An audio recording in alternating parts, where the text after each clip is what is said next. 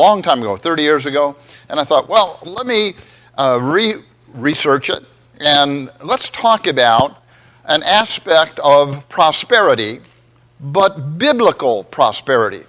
Everybody kind of likes the idea of being prosperous, but what I'd like to talk about is that it's more than just money. Because the idea of prosperous or flourishing means being successful in a variety of ways. It may be spiritually. Do you feel like, I'm prospering spiritually, I'm really growing, I'm on the right track?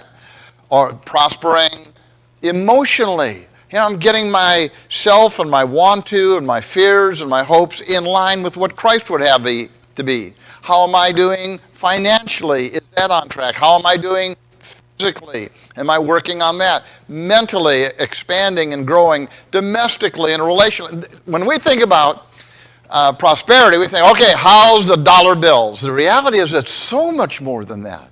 And once we get that sense of there's a number of slices to this pie, this morning's lesson was challenging for me in what to leave out, because nobody's going to probably stay here for 2 days while I cover every verse there is.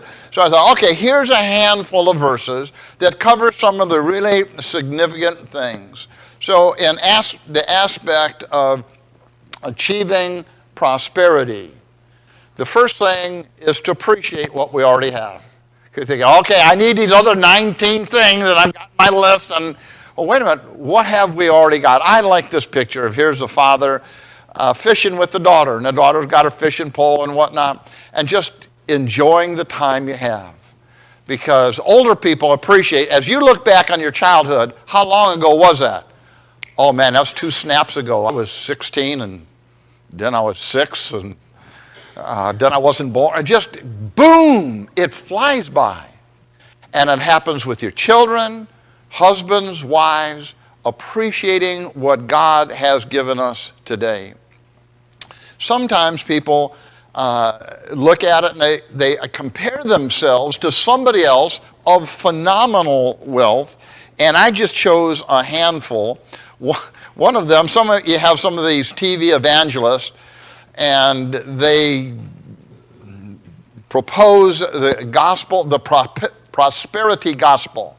See, if you just send in enough money to these guys, you're going to be a billionaire. Creflo Dollar, I don't know if it's his real name or stage name, but he's a televangelist worth $27 million. Joel Osteen is worth $100 million. Kenneth Copeland, TV televangelist, is worth $760 million. Man, that's a lot of money, particularly when you think about where did it come from. It really came from the donations, whether they're selling their books or the money they're taking in and preaching or T-shirts or whatever they're selling. One of the televangelists of notoriety was Benny Hinn. And his nephew, true story, I read his own commentary on this whole movement, is named Costi, C-O-S-T-I, Costi Hinn. And he talks about how he grew up in this whole extreme affluence, and that they would go and hold these meetings like in Dubai, and they would stay at the best hotels and get the presidential suite. Now, probably you do this once or twice a year for yourself. $25,000 a night for a hotel room. Yes, sir. He said, would you do that? No, that's not where I would be at all. Costi, in this gospel of get ahead, he said, as a young man, as he'd go to college, he drove a $100,000 Escalade. As a college student, he wore a $10,000 watch. I thought, mine's I don't know, maybe I paid $50 for it, maybe $100, and it works and whatnot. But I don't go and say, hey, Vince, you checked out my watch? He goes, yeah, whatever. And so the reality is, it is so far beyond our experience. Well, the reality is, For us, Paul, is that where you want to be? That's not where I want to be. What's important is God and God's people, not, how much are your shoes worth. So the first thing in really achieving biblical prosperity is appreciating what we already have, the relationships in Christ, the things that God has blessed us around. If we're talking about biblical prosperity, another thing I'd like us to think about is seeking balance. That is, having a right view of this thing that we call prosperity. Interesting passage, and maybe most of us heard of it, in the book of 3 John, just before Revelation. 3 John, and there's only one chapter in verse 2. John says, "Beloved, I pray." So here is an apostle praying for a believer, "that in all respects you may prosper and be in good health." He said, I want to tell you how you're doing. I want your financial and physical flourishing to be in harmony with how great a job you're doing as a Christian. I hope you prosper like your soul is prospering. I hope you have as good health as your soul is having. So as we think about ourselves, what John says, I want you to be prospering in everything, including your soul, including your health, including finances, whatever they might be. But I've thought about this. As a young man, I thought I was in a position a couple of times could have made tons. By tons, what do you mean? Millions. And it's like God says, Paul, not for you. And there'd be some little corner I'd turn, and what I thought was going to end up with those monumental dollars didn't. The reality is, as we think about these things, there was a preacher a long time ago, Al Bass, was back in the Renton and Issaquah area, very well-to-do on his personal endeavors that he would have, his ranch and real estate and this and that. He said it takes a steady hand to carry a full cup. And so sometimes, how would your kids be if you just dumped $5 billion on them? That's probably not a good thing, because lots of money without spiritual growth is really a danger. Passages that we think about sometimes, Matthew 13 and verse 22, in the parable of the sower, he's going casting out seeds, and it fell in different areas and on good ground, on stony ground, and some of it fell among the weeds. And he says, the deceitfulness of riches choke the word. Oh, I'm just too busy. See, I got all my business meetings going, and I'm traveling, and what about God? Well, that's important, but I see right now is, and it's always something else. Or in 1 Timothy 6 and verse 8, how the love of money, interesting, that word for love right there is philos. It's my friend. That's just me and my bank account, me and my strong box. I just carry a lot around with me just because it makes me feel good.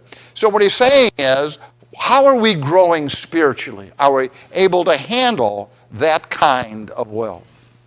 Another thing for us to look at is not only to appreciate what we have, to see balance, but to live prosperously. One of the principles is to give generously. Proverbs chapter 11, verse 25, if you're taking notes, the generous man will be prosperous, and he who waters will himself be watered. A passage in talking about collecting money, as Paul was going around the Mediterranean world and collecting money for the poor saints in Jerusalem, he talked about some of the people that were really in tough times. In 2 Corinthians 8:1 and following, how the churches of Macedonia, in their abundance of joy. So as you think about yourself, are you a joyful Christian? Or are you, oh no, man, I'm just barely getting by, one day after another, crazy weather and crazy government. Or do you say, man, it is so good to belong to Christ. It is so good to have friends like this. It is so good to have spiritual goals. He said, in the abundance of their joy, but look at this, and their deep poverty, man, they were hammered, overflowed to the wealth of their liberality. He said, these people were really hammered, really in a crunch, but they said, we want to give. Think about the widow's mite. She didn't have much, but she gave what she had available. And so as you think about Luke 6 and down to verse 38, give and it'll be given to you, good measure, pressed down, shaken together. We want to get more in your basket. Running over, they will pour into your lap. And so as Christians, that's God's plan for us, to be generous, to give to others. And when we're stuck or this or that, people want to help in return. One person said, prosperity isn't just a state of possession, I got it and it's all mine, but an attitude of custody. That is, we aren't the owners ultimately, but they're the caretakers of what God has put into our possession. Ephesians 4:28, work, that is, with your hands, doing something honorable, to have something to share with those who are in need.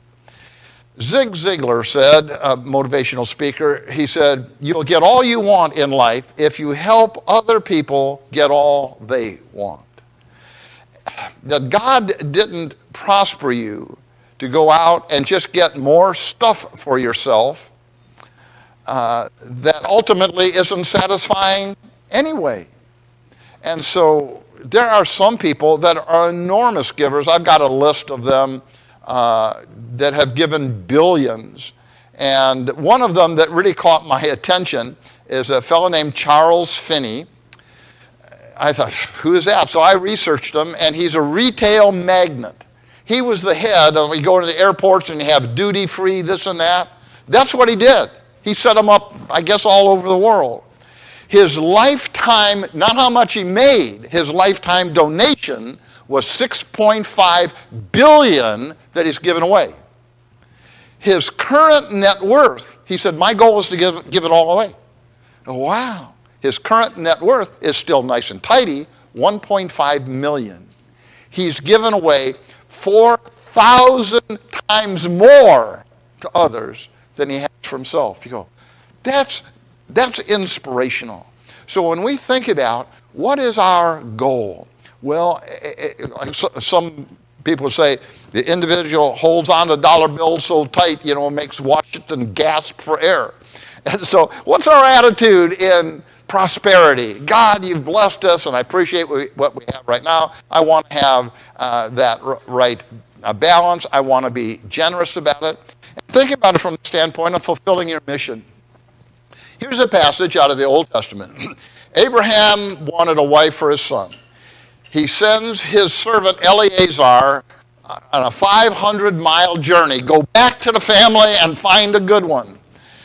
And Eleazar has 10 camels, and maybe had a number of other servants with him to protect and guard and take care of the animals and so forth. So he gets to the area where the family tree was and meets this young lady, and she's beautiful and working hard. And he prays and he said, God, help me find the right one. And if I find the right one, let it be that she says to me, if I ask for a drink of water, and she offers the water and will take care of my camels. And here's this gal comes out, and he meets her, greets her, she offers water to him and his camels. Now appreciate, these are camels, 10 camels. And so I try to think about it like nowadays, if you have 10 Escalades, 10 semi-trucks, we got to fill them up. Well, that's going to take quite a bit. And so Eleazar says to the family, do not delay me, since the Lord has prospered my way. And they called Rebekah and said, will you go with this man? And she said, I will go. And so he recognizes, I got here safely, got to the right family, found the right person. And of course, how's the extended family feel? Well, somebody drives up with 10 Escalades or limousines and starts putting jewelry on and knows all the relatives. You say, wow, this is not an impoverished guy. And Eleazar said, the Lord has prospered my way. I thought about, and I was talking to Roger Eccles, who lost his wife recently, brother and preacher in Enumclaw, and I talked to him about this passage right here in Acts 13:36, how David, after he had served the purpose of God in his own generation, fell asleep. So my thought was, what's your purpose? Why are we here? I'm just putting in my time. But the reality is, we have a purpose on earth and for being in Christ. I like Matthew 22. If you begin in verse 37, Jesus was asked, what's the great law, right? And he says, you shall love the Lord your God with all your heart, all your soul, and all your mind. You say, what's my purpose on earth? The first thing is I need to be devoted to God. Well, a full 10%. He said, are you devoted? Is everything about you? You say, God, you are my true North Star. And he says, of this is the great and foremost commandment. Of all the commandments are, here's number one. How am I doing with that? And then here's number two. The second's like it. You shall love your neighbor as yourself. So how do we do that in reaching out to others? And I appreciate the theme that Vince has chosen about talking to others. Won't you tell it today? You think about your neighbors, people at work, individuals you bump into in the store, or whatever. Is there a way you can begin a conversation? Invite them to church. Have them over for coffee. You've got a mission, and you want to be prosperous in that. You want to be flourishing in fulfilling your mission. And then you think there's another element, and that is you prosper in difficult circumstances. No, I want to prosper so I don't have difficult circumstances. No, you may have difficult circumstances and be called to rise above them. In Genesis 39:23, Joseph of the Old Testament, he's got a great set of brothers, right? They sell him into slavery, get this whiner out of here. We'll make $30 out of it, and he got him out of our hair, and we'll lie to dad, and who's to know, and all such as that. He gets down there, he gets framed by Potiphar's wife, gets thrown in jail. So why not lick your wounds? Why not just stay there and whine and complain and say how bad life is?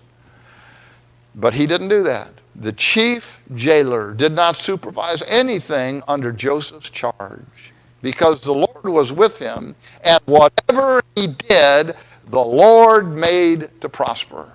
Man, that's exciting. Paul, isn't that how you'd be in jail? Man, I do not want to be in jail.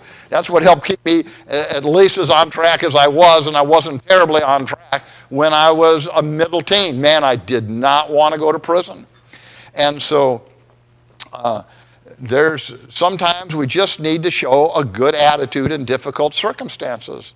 Paul, as he's in Philippi, converts the Philippian jailer in Acts chapter 16 and in verse 30. Later on, he ends up in Rome, and there he's, according to Philippians 4 and verse 22, how some of even Caesar's household, that is his family staff, I don't think it's his brother and such as that, but the individuals that is part of his whole regal routine, Paul's been converting them. And so when tough times come, do I still have a flourishing, prosperous attitude? You all have your own stories on that. I just came across this funny one that actually happened to me this past week. It really started back in June. They're putting in these walks for ADA wheelchair ramps all over the neighborhood. And as they got over to my neighborhood, and my house is on a hill, and they cut into my sprinkler system that was been part of the house when I bought it. I didn't put it in.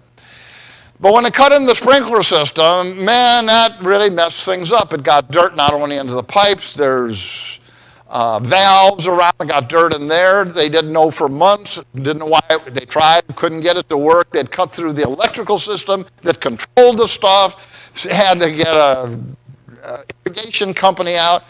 We are now in mid-October, and it still doesn't work. I've got these road cones set around the edge of my property. Anyhow, fast forward to last week. Here's a couple of the company that did the work and cut into my system that still doesn't work. And there are a couple of young men. I don't know how old they are, maybe 26, 28, some nice guys. I liked them. And they were actually there to fix some other street problem out there. And I said, hey, how you doing? I said, hey, can we talk about the sprinkler? Oh, yeah, man, that's a bad deal. And I said, look, this and this and this happened. You guys did it. He said, we did. And I said, that's still not fixed. And one young guy said this. He said, you know what I do? Here's what I do. You call them up and swear at them. I I says, well, I'm a pastor, and that's not something I can do. What he said next really caught my attention. He said, do you have any family members that aren't Christians? And they can swear at them. It's like, I am not going to do that. You may get them to work or not, but that's not the kind of reputation you want to build. Oh, there's that swearing preacher from over in that area. And so you have difficult things. But we want to prosper in everything, including our attitude. We want to display the kind of disposition that Christ would have us to have. If we want to be prosperous, there's something else to consider. Though we want it to be prosperity in all areas of our life, not just financially. I like Psalm 1, and down in verse 2, it talks about the man whose delight is in the law of the Lord. Rather, God, here's what you say, and it really impacts my life. It means, for myself, Paul, you really had to make a major change from running the streets in Cleveland. And I thought, it took me 13 weeks to think about it. But I finally said, okay. You know, my fear was I didn't want them to, well, I had two fears. One fear is I didn't want the gang that I ran with to reject me, and I didn't want the believers to get me. And what do you mean get me? I didn't know what that meant, but I just felt like, boy, if they get me, then what am I going to do? And I hadn't thought it all out. Suck me up on a vacuum cleaner or something, I don't know. But until I finally said, wait a minute, I really believe in Jesus Christ, and he's got the answers, and I haven't been living them, I'm willing to reconsider.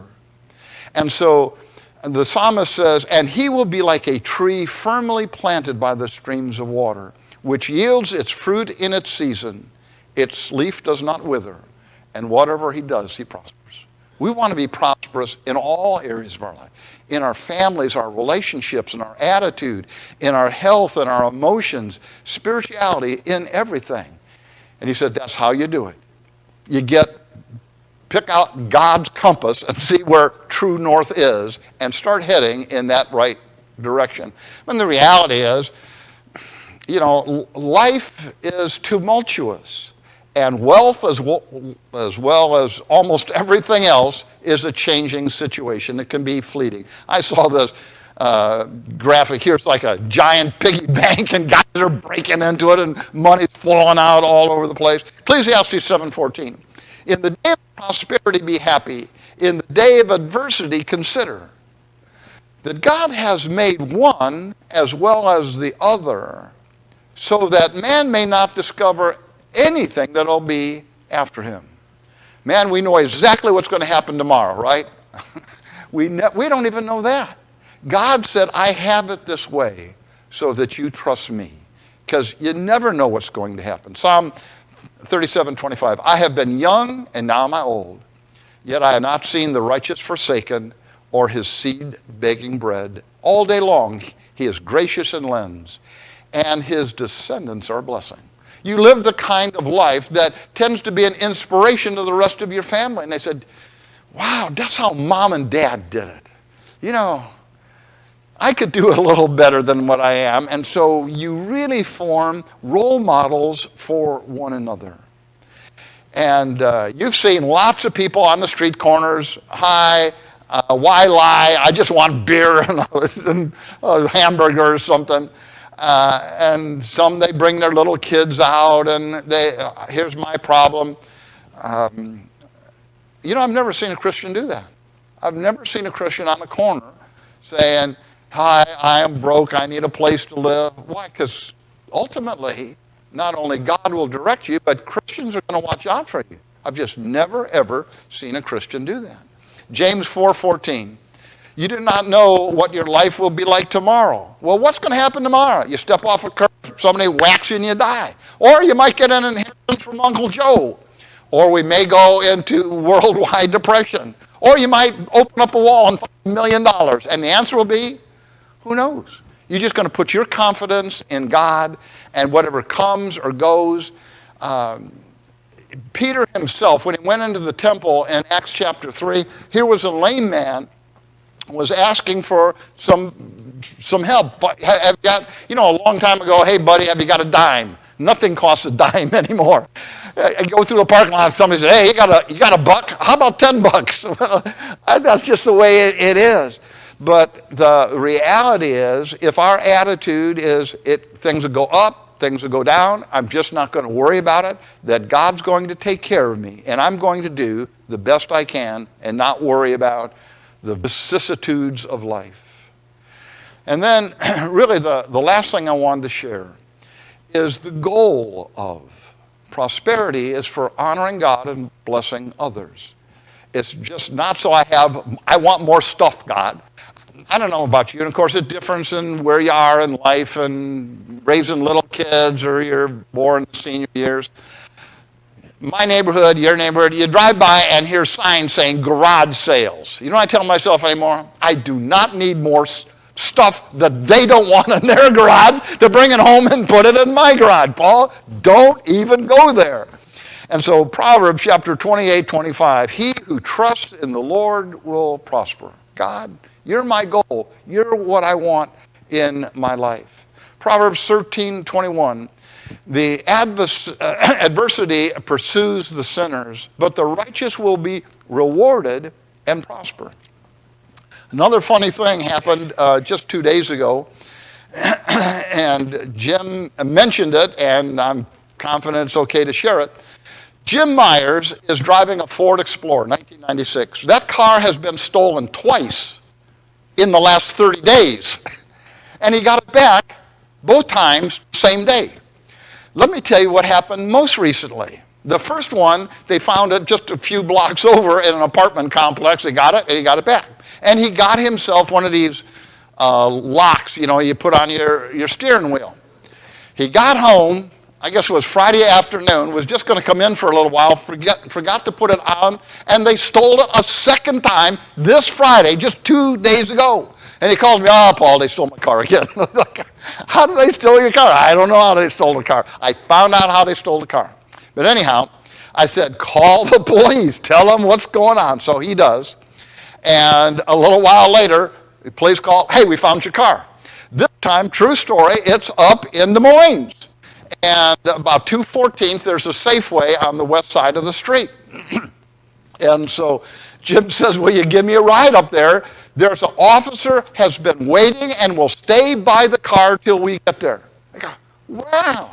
I wouldn't have thought they'd have done it. They said, okay, I found your car. Good luck. Maybe it'll be there when you get back. And so we get there, and here's a young guy. If you know Scott Beyer, it looks like a young Scott Beyer, he was young himself. It looked like a 21-year-old Scott Beyer. He's got all his police gear on, professional, really neat young man. And so I said, can I ask, how in the world did you find the car so fast? He says, what I do, he said, I scan the parking lot, Safeway, and I scan the license plate. I said, well, how many? I scan them all. I said, wow. And here was the car. I started, and they're kind of making their way around the parking lot, probably trying to get away from the cop. He said, it comes back stolen because Jim had reported it stolen. I said, wow. Except the driver of the vehicle pops out and leaves. It was a late girl, woman, whatever, named Vivian. And how do you know that? Because the two passengers she left there said, oh yeah, that's her name. And it was impressive to me because they took his walker, so he doesn't have his walker anymore, but they got all the stolen goods in there. So if you want a stolen laptop, if you want a stolen, they have lots of credit cards. I found one of them on the ground, handed it to the cop. They have stolen bank statements, all this stuff in a half a day. You know how they get in? And I just share this. I'm not encouraging you to be criminals, but I want you to know, older cars, like between 1994 and 2000, as I looked in the car, I see all this junk around. I looked on the floorboard, and there was a bundle of keys on a key ring. And I pick them up. I just got my own here. And I showed them to the cop. I said, there's a bunch of keys here. He said, oh, look at that. They're shaved keys. What crooks do is they, on a rock or on a grinder, make them a little bit thinner, knock off the bumps, and kind of wiggle them around in the ignition that presumably don't have the little chip in there, and the locks pop open on Hondas and Saturns and Fords and blah, blah, blah. And so here's people. Oh, by the way, they had some food in there. And so Jim, if he wanted lunch, they had a little bag of food he had. No, not interested in that. They left all their stolen stuff that Jim and his son took back to the police station. And how does it work out for sinners? Oh, man, bad stuff. But the righteous will be rewarded with prosperity. So Jim, he's got his lock on his car. And God said, I'm going to watch out over you. I'm going to make things work good for you. In 2 Corinthians chapter 9 and verse 8, God is able to make all grace abound to you, that always having all sufficiency for everything, that you may have an abundance for every good deed.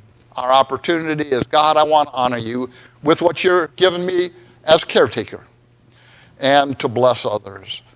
And the last point along that line is a neat scripture that I've appreciated for years, also from Proverbs, this time chapter 13, verse 22. A good man leaves an inheritance to his children's children.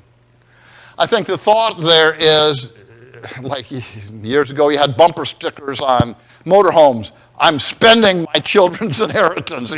Yeah, I'm going to use it all. Well, the attitude is, I want to use whatever God wants me to use. And I want to have a few dollars left over to go to my kids and maybe to their kids.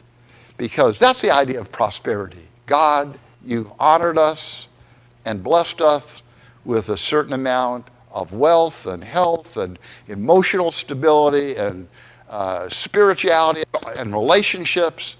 And God, I want to be a good caretaker, and I want to share that with others. We're going to sing a song this morning.